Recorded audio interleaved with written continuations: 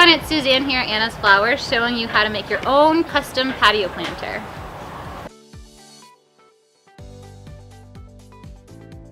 So I want to start off by introducing all of the material that we have in front of us. So when creating a planter, you have to think about the dimensions of your planter. So here we have our thriller, which is going to be your tallest plant. You're going to place it either in the back or the middle of your planter, and it's going to create the height. You have your filler, which here we're going to use our Coleus. So this is a dark purple shade. These are good for shade planters. There's a ton of different varieties. Some in the purple hues, reds, orange. There's so many that you can choose from. We have our begonias. These ones here specifically are meant for shade. Our Rex begonias, which are popular for its colorful foliage. It won't really produce much of a flower, but people do purchase it for the beautiful foliage that it creates. And then we have some trailing Coleus here, which are going to spill over the side of your planter. So to get started, first we're going to start with our crotons. In all of our crotons, most of our crotons, have 3 stalks inside. You can either divide them, or if you want a fuller effect, just add the whole plant. It's good to break up some of the roots at the bottom so that they can continue to grow into your planter. And then when building your planter, you want to consider where you're putting it. So are you going to put it in the middle of a room? Are you going to put it up against a wall? In my scenario, I want to put it up against my wall. So I'm going to create a hole at the back of my planter, and I'm going to put it right towards the back. So this is the thriller plant. Next, we have our filler plant, so our Coleus. And again, these are for shade. They do tell you when they're thirsty, so you do want to make sure that you're watering them often. And then I'm going to put this kind of towards the side. Your begonia, which is for your color. It's also a filler plant. When deadheading, you just simply pluck off any of the dead leaves, and then it forces new shoots to come through. And I'm going to plant that here on the other side. Notice that all of the colors kind of contrast each other.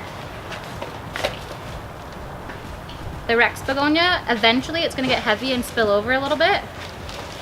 So I'm going to break off some of its soil. I'm going to loosen up those roots at the bottom. And because this has a dark foliage, I'm going to decide to plant it on the opposite side in front of the lighter foliage. So it contrasts each other nicely. Just like that. Same thing with the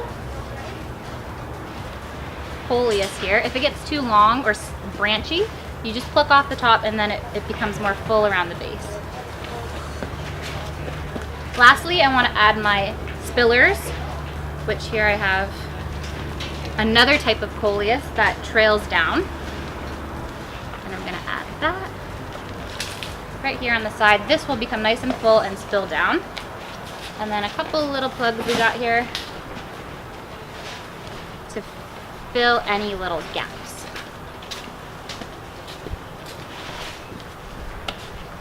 So here is our shade planter. You got your height in the back, you got your fillers, you got your color, and then all of the edge is going to spill over beautifully.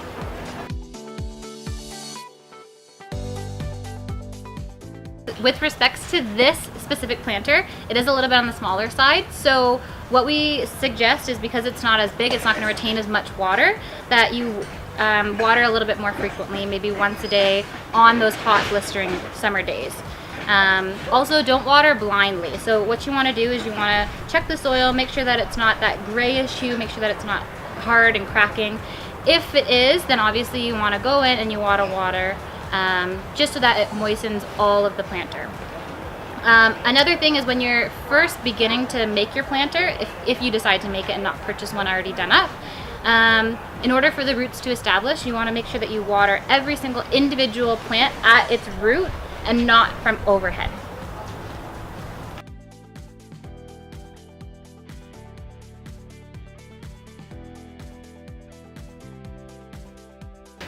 So this specific planter is for shade. We also have a huge variety of tropicals that will go really great in the sun. It's really important when making your planter that you don't mix and match. You don't want to mix your tropical sunflowers with your shade flowers. Also, it's important when creating your planter that you look at our signage. We have a ton of signage. Kristen and Steph have done a great job to make it very easy to read the labels to make sure that your plants are going into the proper habitat. There's also lots of girls around here that can help you if you decide to make a planter. There's tons of planters out on the floor that you can choose from. We're always busy in the back creating. They're always different, some for sun, some for shade. So come on in, we'd love to see you, and have a great day.